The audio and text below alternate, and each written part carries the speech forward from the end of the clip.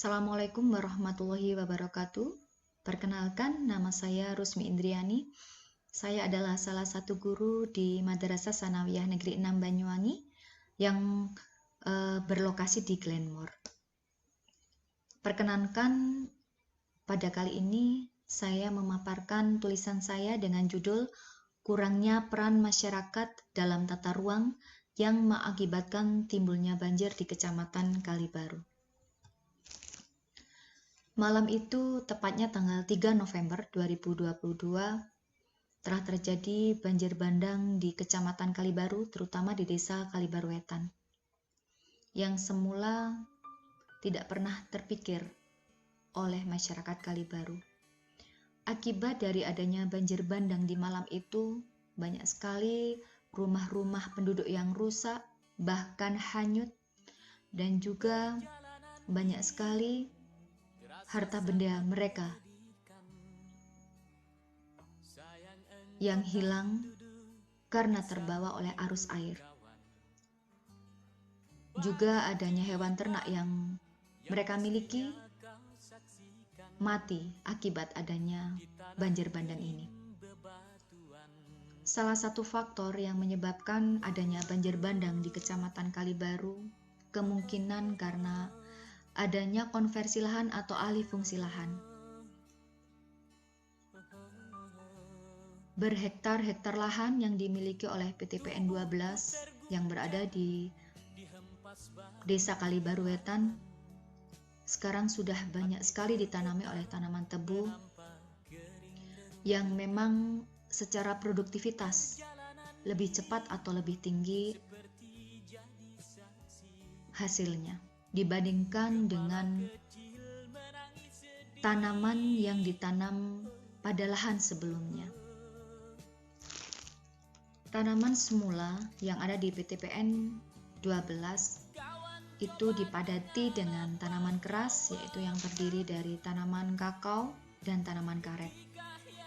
Dengan adanya tanaman kakao dan karet ini, sebelumnya tidak pernah ada banjir bandang yang melanda Kalibaru. Kemungkinan karena derasnya hujan yang terjadi di wilayah Kalibaru bisa ditolerir oleh kedua tanaman ini. Selain tanaman keduanya mampu untuk memecah buliran hujan yang terlalu besar, dan juga karena daya serap dari kedua tanaman ini yang tinggi terhadap air yang berasal dari air hujan, sehingga tidak ada air yang tersisa yang mampu memberikan potensi untuk terjadinya banjir bandang di Kalibaru. Bagaimanakah peran masyarakat di dalam adanya konversi lahan di PT PN 12? Sebenarnya peran masyarakat dalam tata ruang sudah diatur di dalam Peraturan Menteri Dalam Negeri Nomor 9 Tahun 1998, di mana dalam permen ini mengatur tentang tata cara peran serta masyarakat dalam proses perencanaan tata ruang di daerah atau di wilayah mereka. Penyelenggaraan penataan ruang yang dilakukan oleh pemerintah harusnya mengikut sertakan masyarakat itu sendiri. Dan pada pasal 1 Undang-Undang Nomor 24 Tahun 1992 tentang penataan ruang adalah wujud struktural dan pola pemanfaatan ruang, baik direncanakan maupun tidak. Sehingga dari adanya peraturan ini, masyarakat memiliki peran penting bagaimana tata ruang yang harus terjadi di wilayah mereka.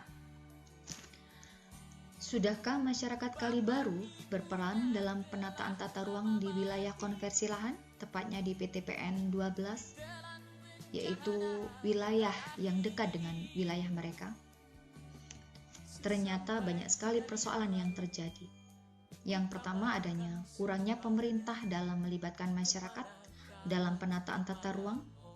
Yang kedua karena kurang terbukanya pelaku pembangunan itu sendiri saat pelaksanaan penataan ruang.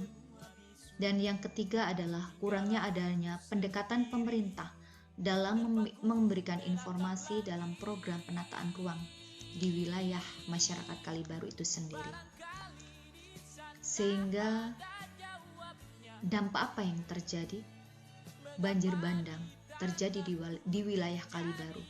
Ini merupakan salah satu bukti bahwa masyarakat tidak diberikan peran dalam penataan ruang di wilayah mereka. Solusinya, pemerintah sebagai fasilitator bagi masyarakat dalam menentukan tata ruang yang ada di wilayahnya, serta selalu menghargai hak mereka. Berikan hak masyarakat untuk memberikan aspirasinya dalam menata ruang wilayah yang mereka miliki, karena masyarakat merupakan pihak yang paling terkena dampak penataan ruang di wilayahnya.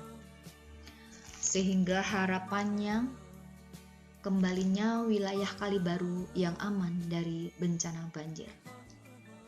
Terima kasih, mungkin itu yang bisa saya sampaikan dalam presentasi saya hari ini. Saya akhiri, wassalamualaikum warahmatullahi wabarakatuh.